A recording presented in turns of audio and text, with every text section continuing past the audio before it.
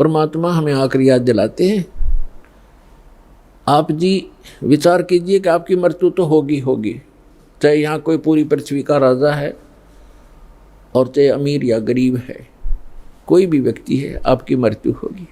और आपने जो कुछ भी सारे जीवन में संग्रह किया वो आपके साथ नहीं जाएगा। ये तो यूनिवर्सल ट्रूथ है, आपको सबको मालूम है।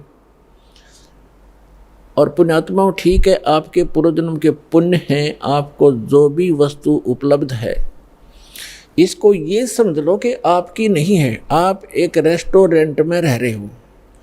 अब जैसे अच्छे पूंजी वाले व्यक्ति, सेठ धनी व्यक्ति अच्छे रेस्टोरेंट में जाकर के अपना 1, 2, 3, 4 जैसा भी वो वहाँ दिन रात व्यतीत करना चाहते हैं, तो उनके पास पैसा घना है, तो वे हाई क्लास के, हाई क्वालिटी के रेस्टोरेंट के अंदर रह रहे हैं। वहाँ सुविधाएं अच्छी हैं, सोफ़ा सेट हैं, बढ़िया पलंग हैं, टीवी रखे हैं, सारी व्यवस्था है वहाँ पर।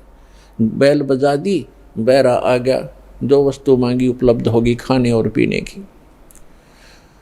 और एक गरीब व्यक्ति जाके एक सिंपल होटल में रुका है जिसमें एक तख्त पड़ा है और सिंपल आहार है, थोड़ा खर्चा है उसका। तो ऐसा ही समझ लो आप, जो गरीब है वो एक सिंपल होटल में रह रहा है, अमीर है वो बड़े होटल में रह रहा है, लेकिन वस्तु किसी की नहीं। वहाँ पर होटल में गए व्यक्ति को पता होता है कि यहाँ तेरी वस्तु कोई नहीं है, इनको प्रयोग कर सकता है, वो भी अपने खर्चे से। तो इस काल भगवान का ये होटल है फॉर एग्जाम्पल। और इसमें आपके पुण्यों के कारण आप सुविधा जो आपको है वो आपके पूर्वजन्म की पूंजी से है, जेब आपकी ही खर्च हो रही है। जो सुविधाएं आपको उपलब्ध हैं आपके पुण्य क्षीण हो रहे हैं। और गरीब व्यक्ति है वो समझ ले सिंपल होटल में रह रहा है, कोई झोंपड़ी में है, चाहे सिंपल मकान में रह रहा है, तो वो भी एक होटल में ही है। एक दिन दोनों ने ही जाना है और दोनों ने वो सब वस्तुएं यही छोड़ जाना है। अब जाना कहाँ है? स्वदेश को जाना है। होटल में व्यक्ति वही रहता है जो विदेश गया हुआ है, अपने घर से बाहर है। आज तक आपको यही नहीं मालूम कि हम इस होटल को छोड़कर प्रस्थान कहाँ करेंगे। आपको तो ज़बरदस्ती जब आपकी पूंजी समाप्त हो जाती है, आपका समय समाप्त हो जाता है, उस होटल से पकड़ कर बाहर फेंक दिया जाता है सड़क पे, आप कहीं जाओ।